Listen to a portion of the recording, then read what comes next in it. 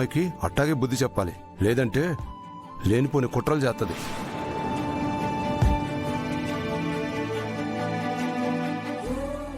Got it. వెళ్ళొస్తాం మామయ్య.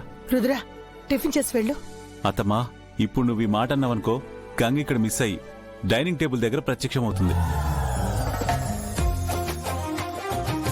అది అక్కడితో ఆగుతుందనుకున్నావా? లంచ్ వరకు కంటిన్యూ అవుతుంది. ఏం పర్వాలేదు, ఇప్పుడే కదా ప్రాక్టీస్ చేసింది. ఇంటికి వెళ్ళాక తీరుబడిగా తింటుంది. పద పద, వెళ్ళొస్తాం మామయ్య, వెళ్ళొస్తాం. కమాన్. Bye sir. బాయ్ అమ్మా. వస్తామండి. గంగా, రేపు పొద్దున్నే ప్రాక్టీస్ సెషన్. 3:55కి ఇక్కడ ఉంటాను సార్. గంగా, రేపైనా త్వరగా వచ్చేయి. నేను 3 గంటలకే ఫోన్ చేసి నిద్ర లేపుతాను లేవయ్యా. ఆ పని చెయ్యి. సరే అమ్మా. సరే నాన్న, వెళ్ళొస్తాను. బాయ్ అమ్మా. బాయ్ అమ్మా. బాయ్.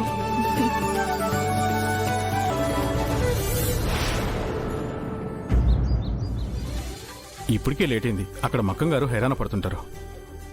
కార్తిక్ గారు, ఒక్క నిమిషం. ఇది మా దేవుడు గదండి.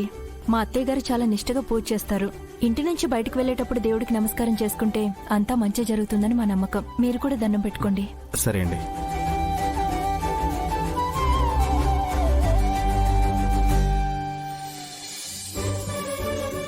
అత్తయ్య గారు ఎప్పుడూ భానుగారు బయటకు వెళ్లేటప్పుడు ఈ విభూదే పెట్టేవారు.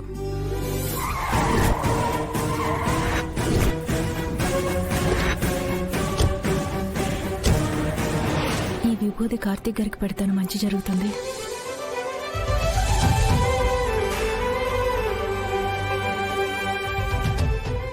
ఈ విభూది పెట్టుకోండి, చాలా మంచిది.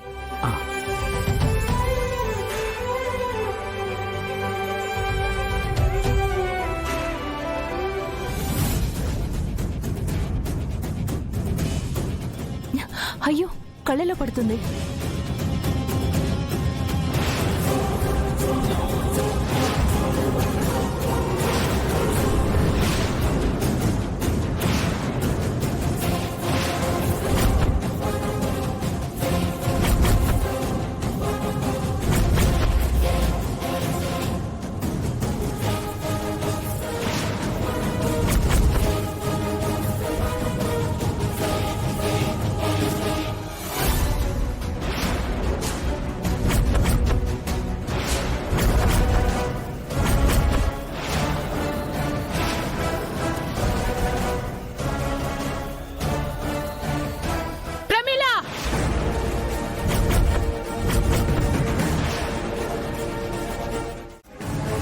మాతో పాటు గుడికి రానని చెప్పి వీడిని నేరుగా ఇంటికే పిలిపించుకున్నావా?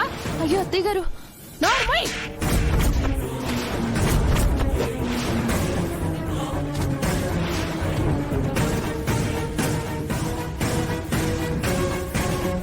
నీకెంత ధైర్యం ఉంటే నా ఇంటికే వచ్చి నా కోడలితో. శకుంతల,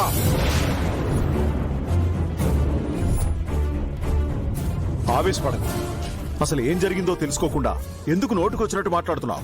కళ్ల ముందు కనిపిస్తూ ఉంటే ఇంకా ఏం తెలుసుకోవాలండి?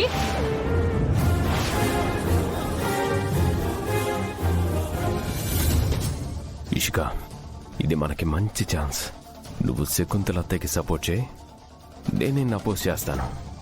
ఇద్దరం కలిసి గొడవ పెద్ద చేద్దాం. Okay bro. అక్క, అత్తయ్య గారు మావయ్య గారు మనకెంత ఫ్రీడమ్ ఇచ్చారు. నాకు బిజినెస్ అప్పగించారు, గంగకి బాక్సింగ్ నేర్పారు, నీకు సూపర్ మార్కెట్ అప్పగించారు. ఇంటి కోడళ్ళగా మనం వాళ్ళకి గౌరవం తెచ్చిపెట్టాలి, కానీ ఇలా తల వంపలు తీసుకురాకూడదు.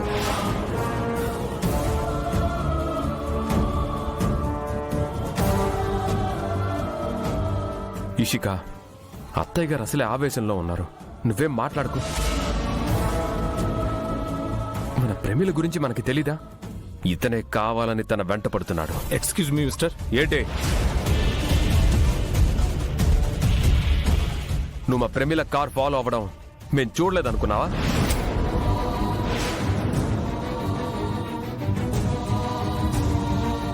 ఆ రోజు మేడం సేఫ్ గా ఇంటికి రీచ్ అయ్యారో లేదని ఫాలో అయ్యాను సార్. మా కారులో మా ఇంటికి వచ్చే అమ్మాయి సేఫ్ గా రాకుండా ఉంటుందా?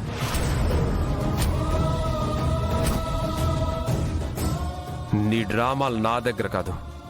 అసలు ఇంట్లో ఎవరూ లేని టైంలో మా ఇంటికి ఎందుకు వచ్చావు? అన్నయ్య, కార్తీక్ గారిని నేనే రమ్మన్నాను.